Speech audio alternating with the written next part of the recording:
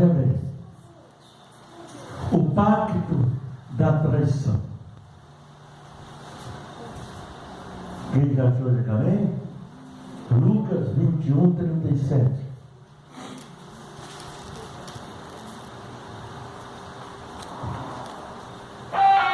Eu de dia ensinava no templo, e à noite, saindo, ficava no monte chamado das Oliveiras.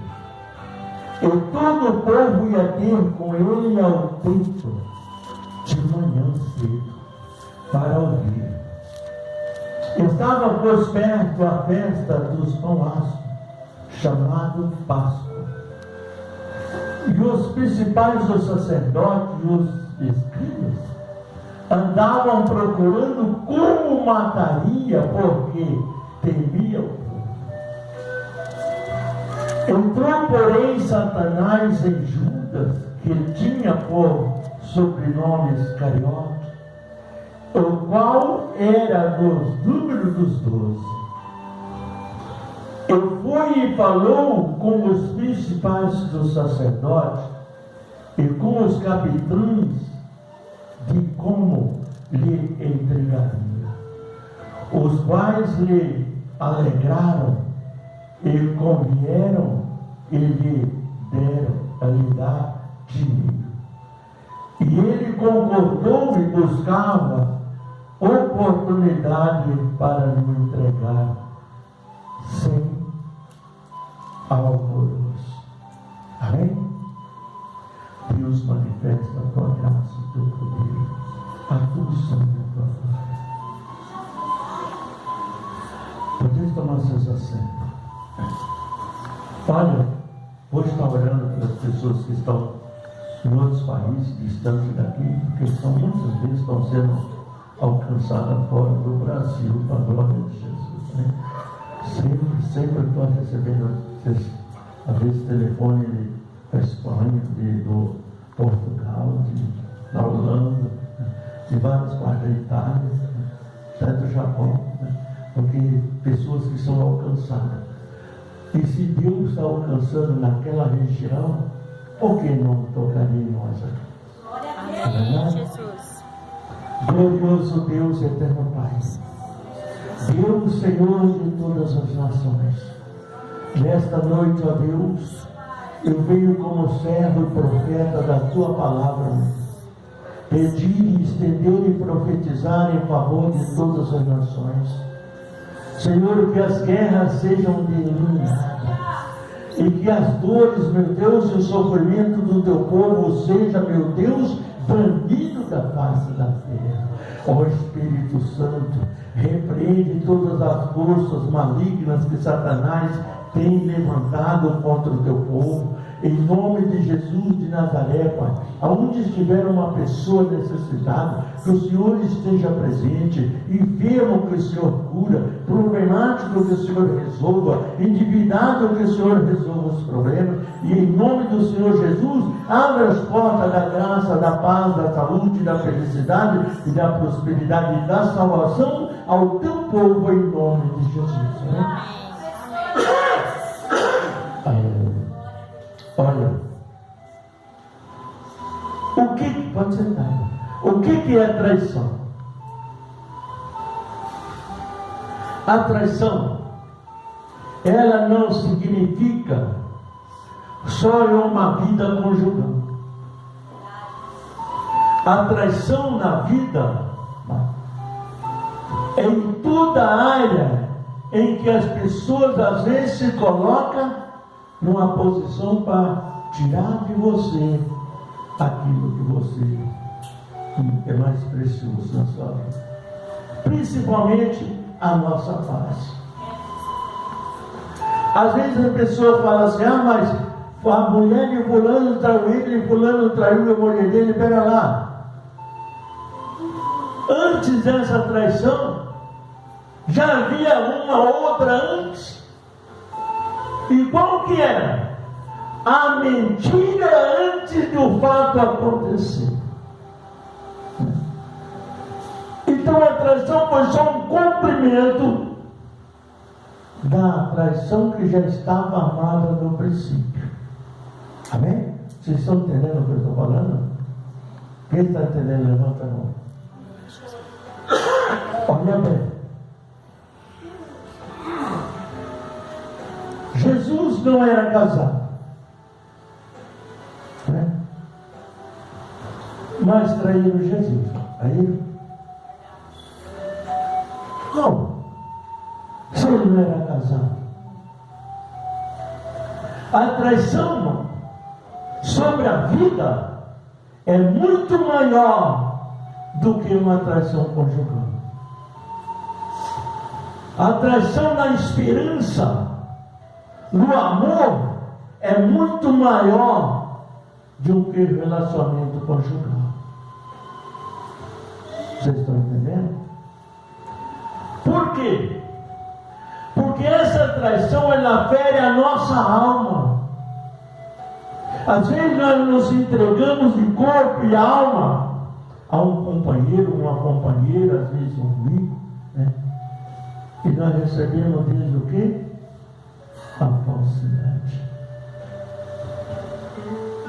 Jesus, quando chegou ao mundo e recebeu o seu ministério de cura, libertação, salvação, prosperidade, multiplicação, curando paralítico, cego, aleijado de todas as formas, ressuscitando mortos, né?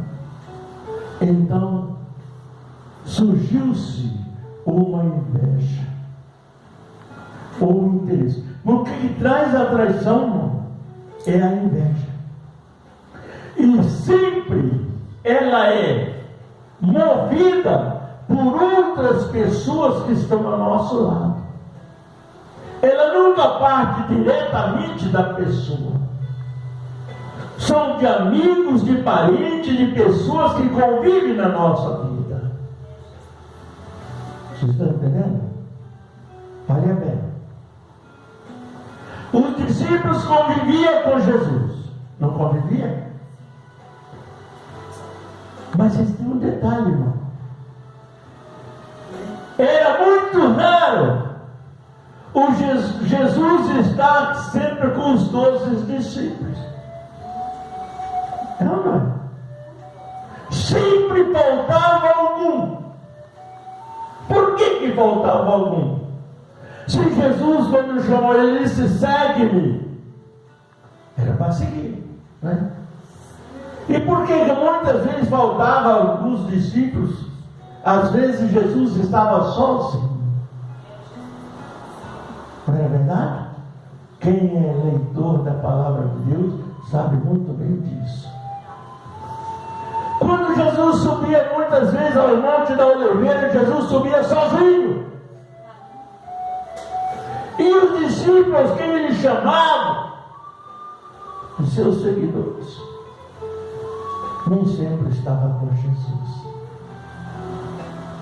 Você nunca sabe, irmão, o momento em que o seu traidor vai passar a rasteira em você. Mas fique preparado, porque eles primeiro fazem uma armadilha.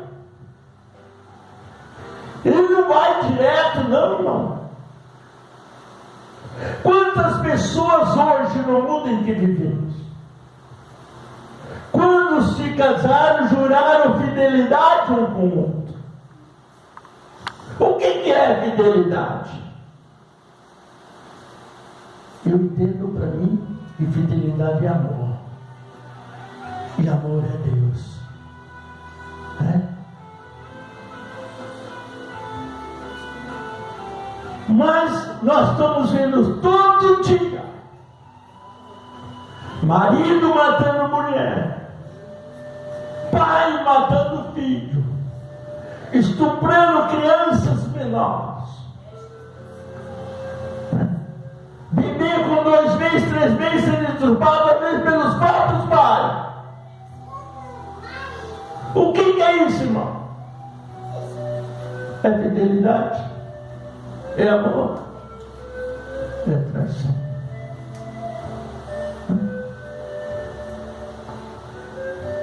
O amor, ele só diz em palavras, mas em gestos e em fidelidade.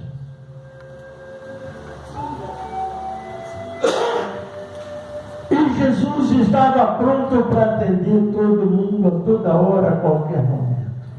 Estava ou não estava? Eu só se eu não vi meu celular tocar. Mas se eu ouvir, eu atendo socorro a qualquer momento do dia, da noite ou da madrugada. Para mim não importa. Não importa se seja da renovação da aliança ou não. Importa que é uma vida que precisa. É uma vida que precisa de um socorro, irmão. E muitas vezes uma oração, um socorro, porque Jesus está na oração. E a Bíblia diz que Ele é o socorro bem presente na hora da angústia. Depois que passa a angústia, a tribulação, não precisa mais.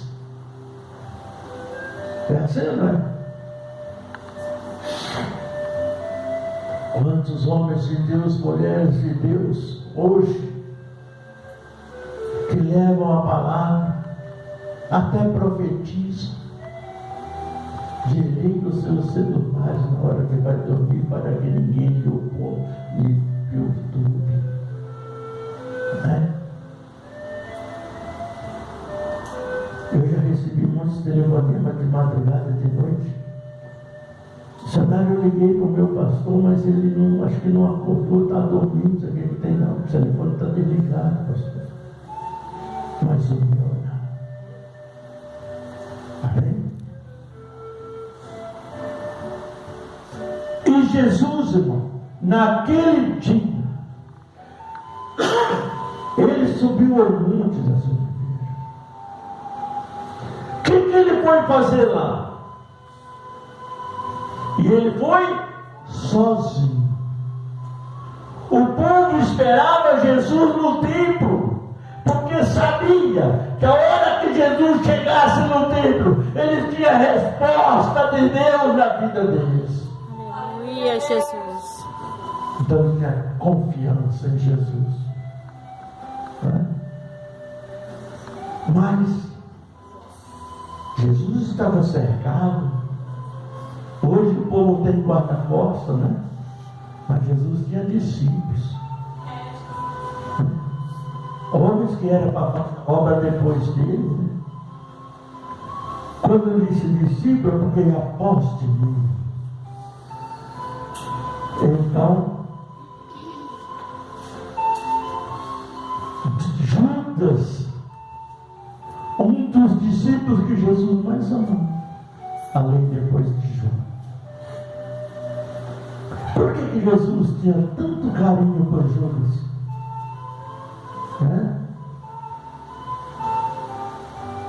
Jesus tinha carinho por Judas porque sabia que Judas era frágil, que Judas seria um traidor. Jesus já sabia disso. Mas ele não sabia que Jesus tinha conhecimento dessas coisas. Jesus sobe ao monte, o povo vai para o templo e Judas vai encontrar com os principais do sacerdote. Ele sabia que os principais do sacerdote queriam matar Jesus, mas não tinha como encostar perto de Jesus. Não era por causa dos discípulos, era por causa da multidão. Então eles precisavam de uma forma. Quando Judas percebeu aquilo, disse: Jesus vale muito dinheiro. Vamos ver Jesus. O que era isso? O que Judas estava fazendo? Traindo Jesus. Hoje, você veste a sua roupa, mas não confia nela não. Ela pode rasgar e te deixar na mão a qualquer momento. É certo? A Bíblia diz: confiar somente no Senhor teu Deus. A gente acredita no homem quando ele é realmente fiel a Deus, que vive uma vida no altar de Deus, que tem resposta de Deus na sua própria vida. O que declara isso na vida do homem não é valores financeiros, não, irmão. Se você encontrasse Jesus em qualquer lugar, se pedisse uma moeda para Jesus, ele não tinha, não. Ou tinha? Não. Mas se você procurasse, Judas tinha, não tinha? E quando Judas percebeu que Jesus dava muito dinheiro por novo, amém? Às vezes você casa com uma pessoa e aquela pessoa não está interessada no seu amor, e sim em te destruir, passar a perna, te enganar. Está entendendo? Muitos casam por amor, com dinheiro ou sem dinheiro, vive, né? Mas outros encostam. O diabo, ele é assim, irmão. Quando ele quer destruir uma vida, o que ele faz? Ele encosta naquela pessoa. Uma pessoa, quando quer enganar outra, ele parece para você uma pessoa fiel. Parece, mas não é. Está entendendo? E do dia a dia nós temos que ir examinando o passo a passo de cada pessoa que vive ao nosso lado. Você está entendendo? E tomar muito cuidado. Porque ninguém sabia que Judas tinha esse interesse contra Jesus, sabia? Você não sabe o que o outro tem interesse em você. Só quando existir realmente a fidelidade. Tudo que o homem ou a mulher vai fazer, irmão, o casal vai fazer, tem que ser em comum acordo. Está entendendo? Eu não compro uma coisa sem antes falar com a missionária. Ela não compra nada sem antes conversar comigo. Às vezes ela não agrada muito aquilo que eu quero comprar, né?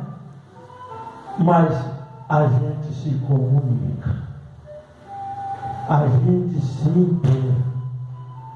Concordamos, concordamos, não concordamos, não concordamos. Amém? Por quê? Porque Deus, quando o homem chega diante de Deus, ele recebe uma palavra assim. O casal chega para casar, né? E o pastor faz a pergunta para ele, não faz? Você promete amar, cuidar, na saúde, na doença, na alegria, na tristeza, na dificuldade, na adversidade? Sim. Sim, são bonitos, né? Cuidado com o sim muito bonito, que ele fica feio depois. A mesma coisa faz com a mulher, não é isso? Aí você vê poucos tempos, poucos dias, não falo nem poucos tempos, poucos dias depois, o homem fazendo coisas escondidas da mulher, a mulher fazendo coisas escondidas do homem. O que é isso?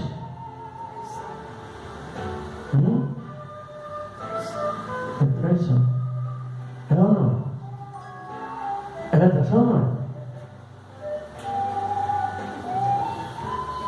Então Judas fez assim. Jesus vale muito. Vamos vamos pegar Jesus agora, eu vou levar uma grana boa esse ano. Foi lá onde estavam os principais. Foi aonde? Onde estava o diabo.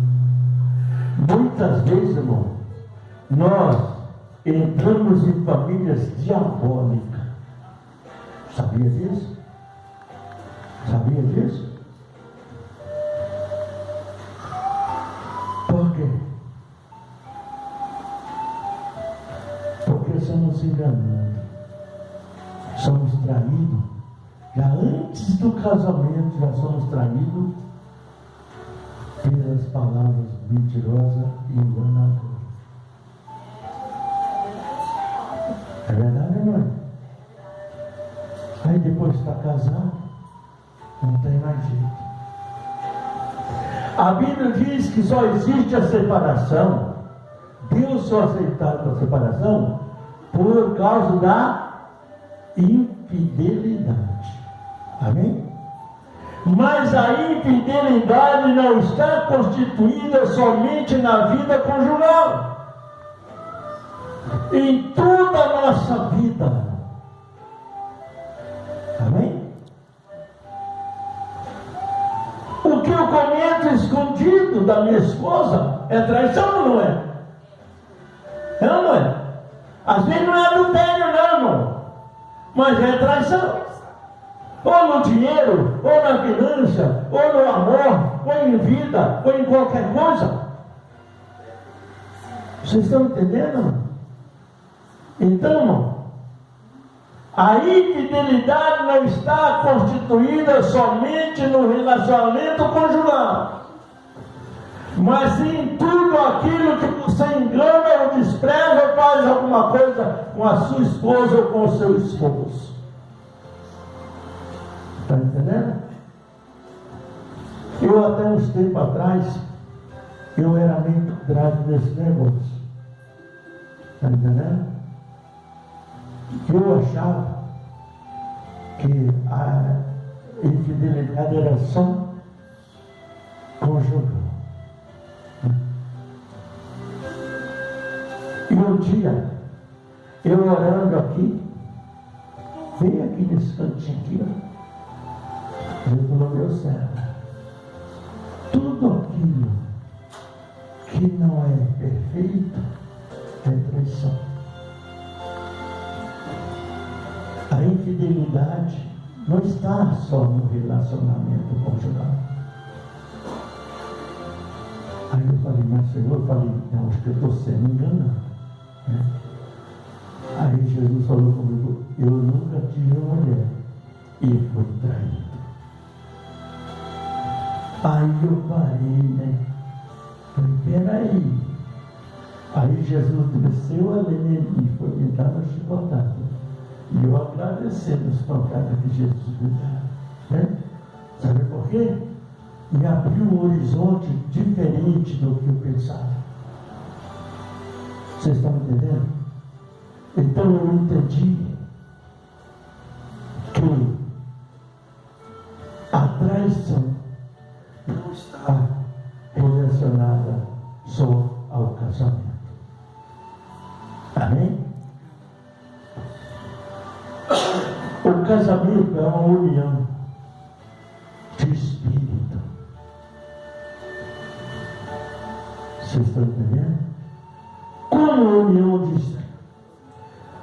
O próprio Deus diz assim, ó, deixará o homem, seu pai e sua mãe, e unir-se a sua mulher, e serão os dois uma só carne, não é? A partir que eu feri a minha própria carne, a minha esposa, eu estou ferindo a minha própria carne. Amém? Eu não estou sendo mais fiel, estou? Não estou. O relacionamento, talvez tem discordância entre o casal. Isso é normal. Todo casal tem às vezes um desentendimento, porque é duas cabeças diferentes, uma pensa de um jeito, outra de outro. Mas Jesus uniu para ser as duas uma só. Um só Deus, uma só verdade, um só amor, um só Espírito. Jesus. E aí que mora Deus? Aleluia, Deus. Você acha que Deus mora na cabeça desses crentes que vivem voando para todo lugar? Né? Um dia ele fala de Deus, um dia pede para Deus, outro dia pede para o diabo. Né? Não.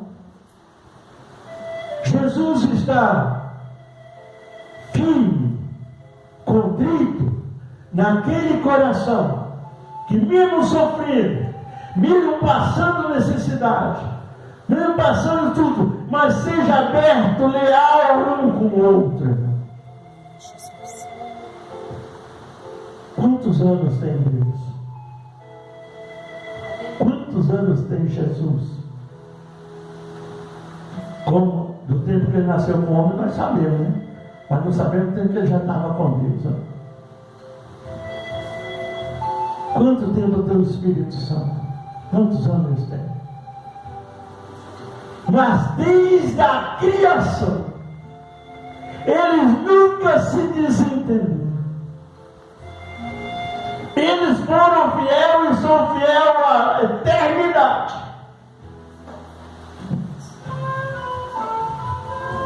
É ou não é? Irmão, quando nós chegamos diante do templo, diante do altar, para casar,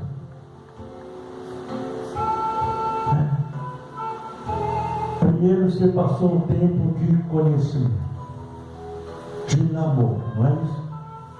Namorou, pediu permissão para os pais. Hoje ninguém pede mais. Hoje, quando esperar a mulher, a moça de jeito, confia para a casa do pai. Mas, fazer o quê? Mas tinha uma regra, né? Quando Isaac estava com 40 anos, precisava casar, não precisava? Então Abraão mandou chamar uma moça de lá da linhagem dele. Por quê? Porque ele conhecia como foi criado. Ele conhecia as atitudes daquela moça. Ele conhecia tudo. E esperou um tempo que Deus disse para ele: Abraão, manda que o teu servo busque uma mulher para Isaac lá da tua descendência. Sara. E Deus disse quem era. E Abraão mandou buscar a mulher para Isaac. Quando? Já na descendência de Isaac já não foi assim. As coisas começaram a mudar. Nasceram Esaú e Jacó. Esaú era o primogênito, o querido de Isaac. O homem sempre escolhe o errado. Pode prestar atenção. Os gostos do homem sempre é meio diferente do da mulher. Porque olha bem, a Bíblia diz que Isaac amava Esaú, mas Rebeca amava quem? Jacó.